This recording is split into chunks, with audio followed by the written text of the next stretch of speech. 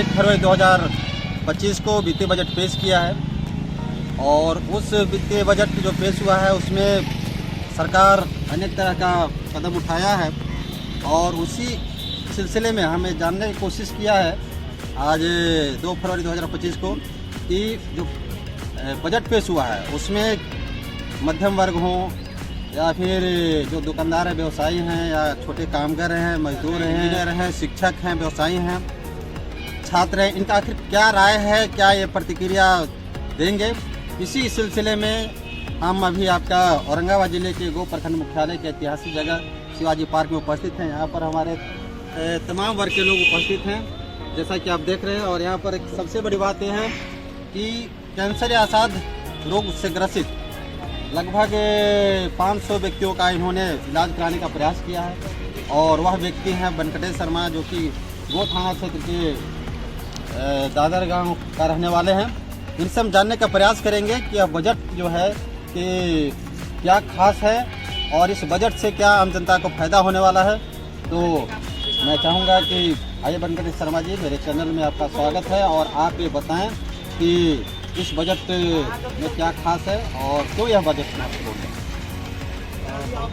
आपका धन्यवाद। सबसे बड़ी बात तो है कि इस बजट में मत्स्य पाल कृषि एग्रीकल्चर सेक्टर में जो KCC का लिमिट है वो 2 लाख से बढ़ा करके 5 लाख किया गया है। दूसरी जो है जो मध्यम वर्ग जो है उनको भी इस बजट में ध्यान रखा गया है। मध्यम वर्ग के साथ साथ जो व्यवसायी है उनके लिए भी इस बजट में जो है पिछले बार की अपेक्षा काफ़ी उन पे फोकस किया गया है। तो मिला जुला करके देखा जाए तो ये बजट जो है, इस बार के बजट जो है हर वर्ग को ध्यान में रखते हुए नपातुला बजट है। तो इसके लिए डॉक्टर निर्मला सीतारमण को बहुत बहुत मैं आभार प्रकट करता हूं उनके प्रति। ये जो पहली बार जो है जो कैंसर के बारे में जो सरकार कदम उठाई है इस पर आप क्या कहना चाहेंगे, क्योंकि आप बहुत दिनों से आप जूझते रहे हैं, आपने देखा है ग्रास रूट पर ग्रामीण क्षेत्रों में और वो जिसके घर में कैंसर प्रवेश कर जाता है उसकी माली हालत को भी आपने देखा है।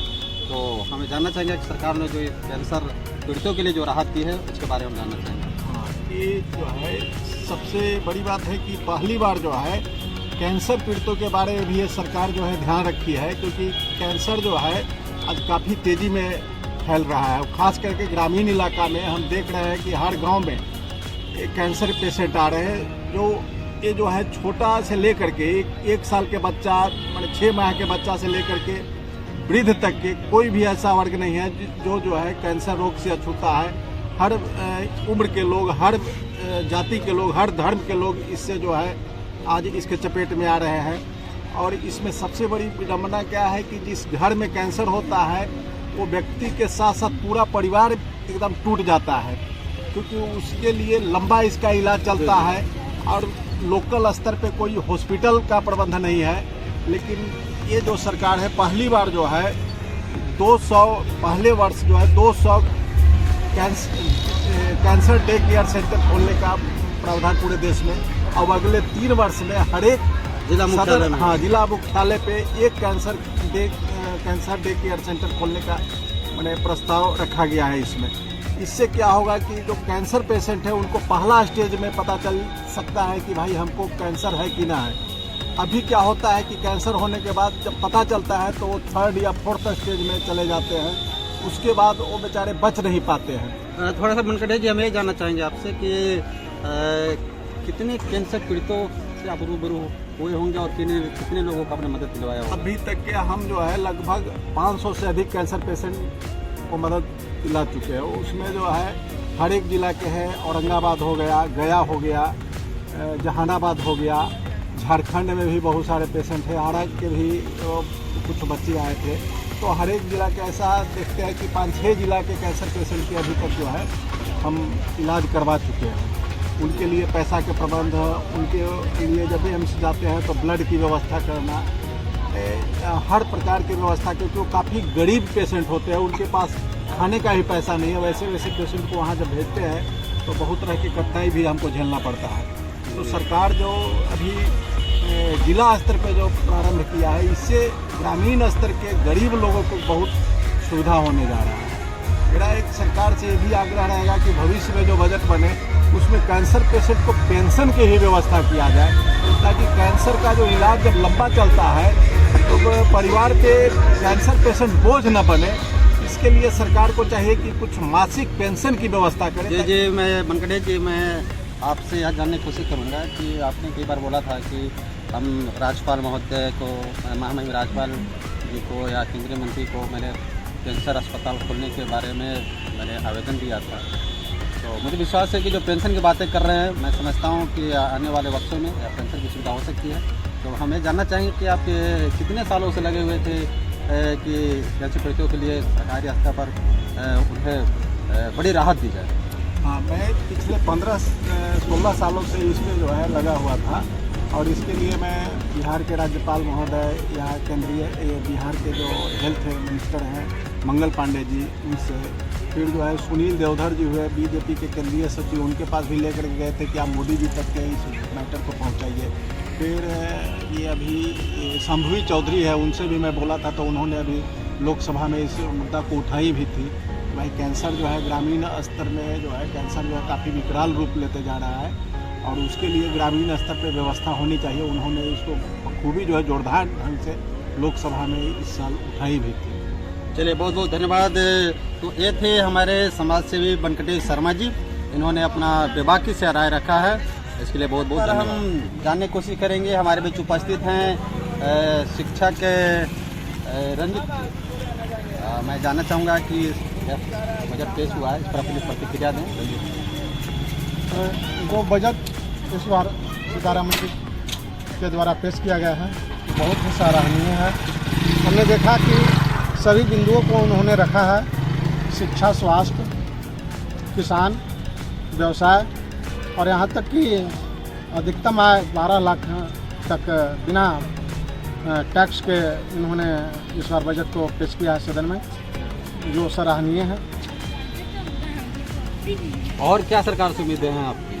सरकार से उम्मीद है कि इस तरह से अच्छे वर्क करते रहे, शिक्षा के क्षेत्र में सुधार हो, एक देश एक शिक्षा, वन नेशन वन एजुकेशन का व्यवस्था हो। अपेक्षा यही है। हम तो टीचर हैं, टीचर होने के नाते मैं शिक्षा के क्षेत्र में ही ज़्यादा बोलता हूँ। और ऐसे वेंकटेश जी हमारे जो साथ में थे, उनके द्वारा मैं समाज का सेवा भी करता हूँ, कैंसर पीड़ितों के लिए चंदा इकट्ठा करता हूँ, यह भी मेरा सौभाग्य है। चलिए, बहुत बहुत धन्यवाद। स्थित हैं गो बाज़ार में, यहाँ पर कृष्णा अग्रवाल जी हैं जो कि कपड़े व्यवसाय से काफ़ी दिनों तक जुड़े हुए हैं, और जो बजट पेश किया गया है उस बजट पर इनके कड़ी नज़रें थी, निगाहें थी। तो हम आइए इनसे मिलते हैं और जानने की कोशिश करते हैं कि यह बजट जो केंद्रीय वित्त मंत्री ने जो जारी किया है यह कैसा है। बजट बहुत ही अच्छा है और हम लोग का फायदेमंद है। इससे हम व्यवसायियों को या मध्यम वर्ग के व्यक्तियों को इसका लाभ मिल रहा है। आने वाला भविष्य में और भी मिलेगा। जो कर्मचारी लोग भी थे उनका भी वेतन में जो टैक्स दिया जा रहा था वो भी बहुत ही टैक्स देना नहीं पड़ेगा। लगभग जो 70-80 हज़ार को जिनका पेमेंट है उनका भी रियायत किया गया है। अब 8 लाख से जो हम लोग का था वो 12 लाख कर दिया गया है, वो रियायत में ही फ़ायदा है। और हम बीजेपी जो हमारे जो निर्णय लिए गए हैं ये हम उनका सम्मान करते हैं। भारद्वाज जी, इनकी टायर की दुकान है, 8 वर्षों से इस व्यवसाय से जुड़े हुए हैं और इन्हें ग्रेजुएशन तक की अपनी शिक्षा पूरी की है। हम इनसे जानने का प्रयास करते हैं कि यह जो बजट जो पेश हुआ है, इनके नज़र में यह बजट कैसा है।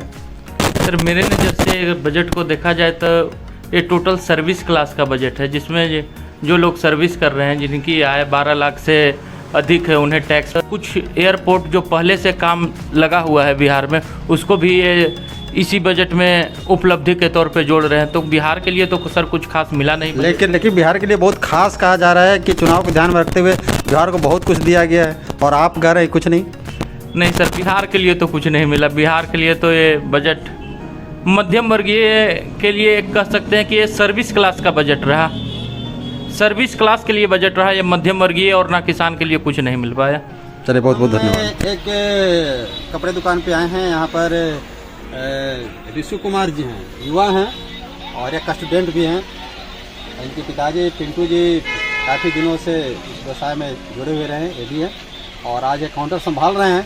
तो एक स्टूडेंट भी हैं, काउंटर भी संभाल रहे हैं। तो हम जानने के लिए कोशिश करेंगे कि यह जो बजट पेश किया गया केंद्रीय मंत्री निर्मला सीतारमण जी द्वारा, तो यह बजट कैसा लगा इनको, इनकी क्या प्रतिक्रिया है, ये हम जानना चाहेंगे इस बात। यह बजट बहुत अच्छा है, हम लोग के लिए जनरल वर्ग के लिए बहुत अच्छी चीज़ है। अगर इससे होगा तो मतलब जनरल वर्ग को काफ़ी फायदा होगा।